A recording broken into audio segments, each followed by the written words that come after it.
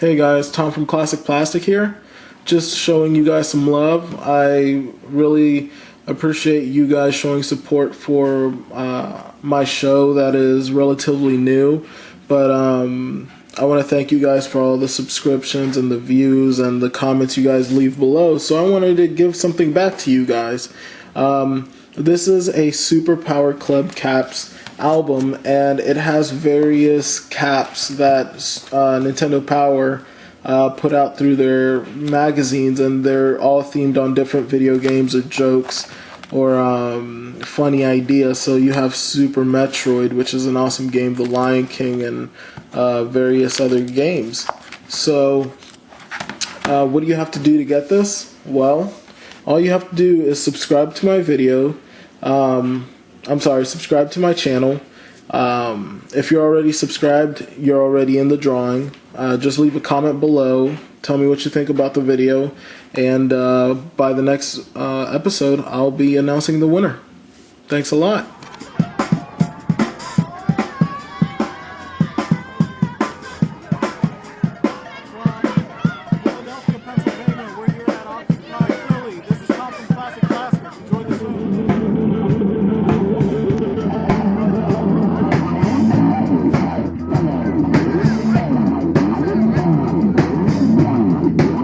Hey guys, Tom from Classic Plastic here. Today we'll be reviewing the Nintendo Gamecube, the only system that came out in purple, indigo.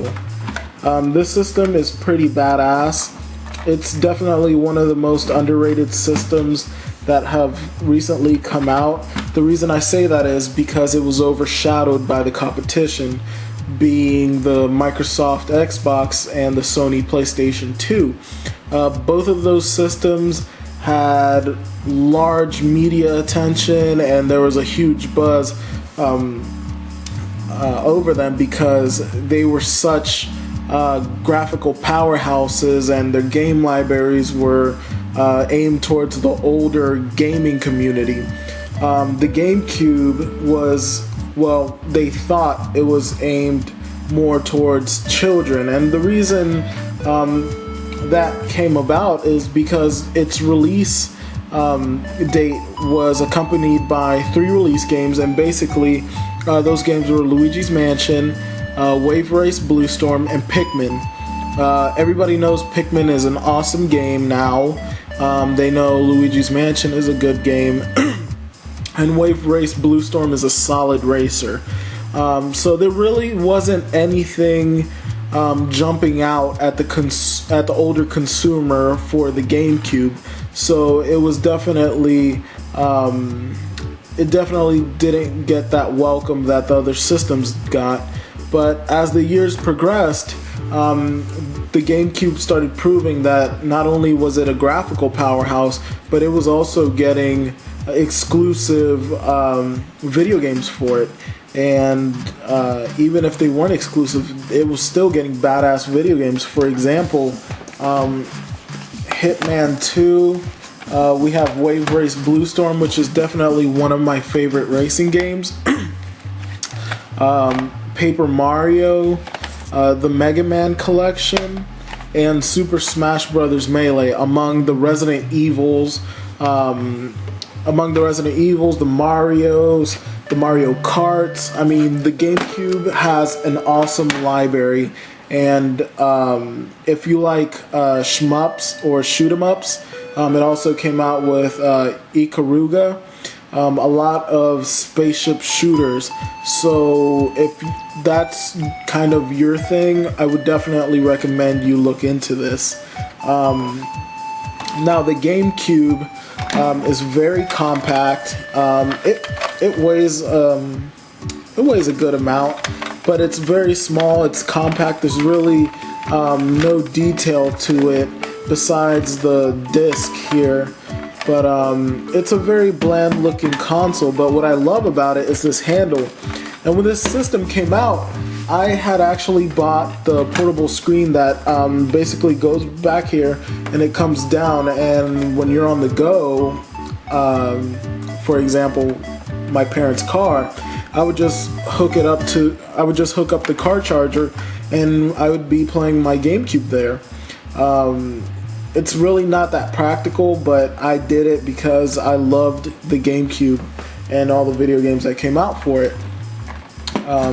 So as far as aesthetics, it's really not the most handsome looking console there is, but there definitely are a lot of peripherals that are well worth you getting a GameCube. The Game Boy player is an attachment that goes to the bottom of the GameCube and brings it to life like Voltron.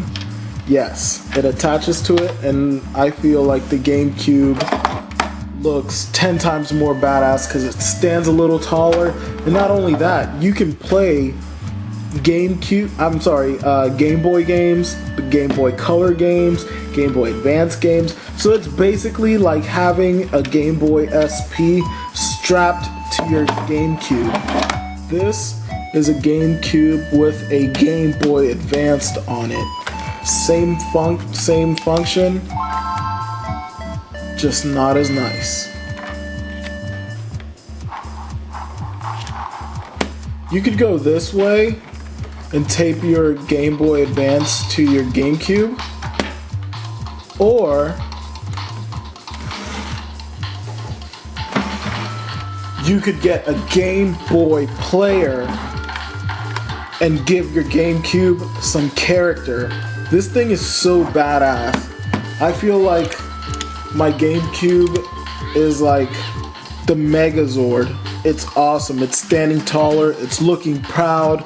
It's got its wireless Wavebird attachment to it. You can't go wrong with this. Not only that, but look at that. It shoots Game Boy games out of it. What other console do you know that shoots Game Boy games out of it? And Super Mario Advance at that.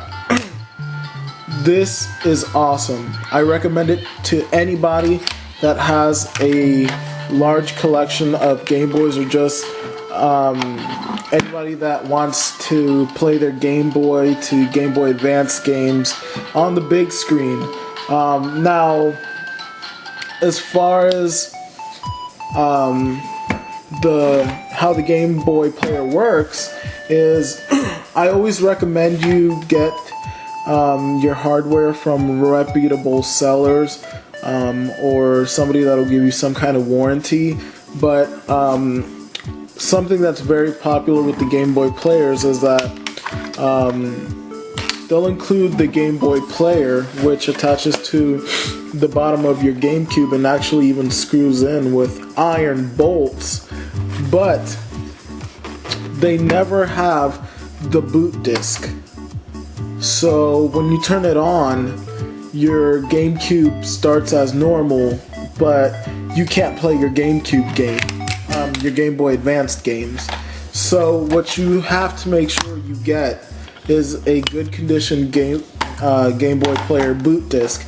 You just put that in there, turn it on, and you are enjoying your large library of Game Boy games. The verdict on this: I highly recommend you get a GameCube, and I recommend it even more to get a Game Boy player attached to your GameCube. Why?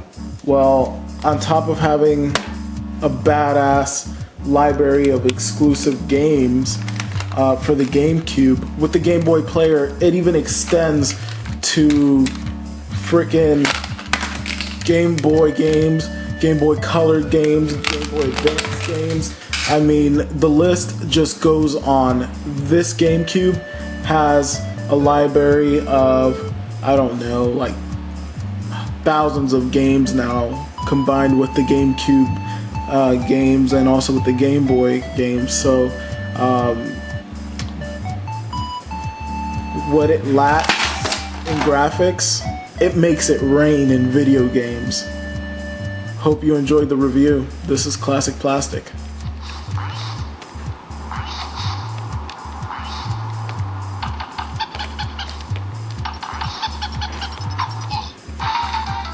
Technically, this is also a Game Boy player.